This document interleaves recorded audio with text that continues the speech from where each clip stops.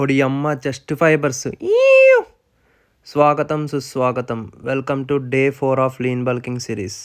So ఇవాళ మంది తోసుకునే వర్కౌట్, అదే పుష్ వర్కౌట్.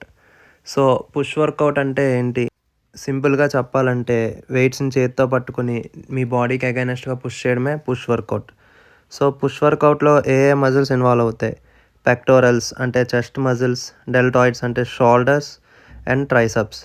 సో చెస్ట్ మజిల్కి బేసిక్గా మనం dumbbell press and bench presses చేస్తాం. ఫర్ షోల్డర్స్ బేసిక్గా shoulder press and lateral raises చేస్తాం.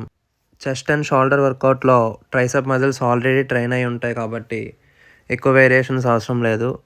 ట్రైసెప్ ఎక్స్టెన్షన్స్ అండ్ డిప్స్ సరిపోతాయి. పుష్ వర్కౌట్ వల్ల యూజెస్ ఏంటి అంటే నీ upper body muscular and aesthetic look వస్తుంది.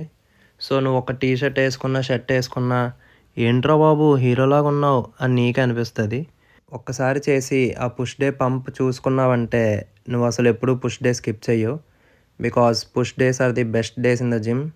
సో మన పుష్ వర్కౌట్ అయ్యాక లైట్గా పంప్ చెక్ చేసుకొని ముగించేసాం. మళ్ళా రేపు కలుద్దాం. ఇవాళకి ఇంతే, ఉంటా మరి, బాయ్.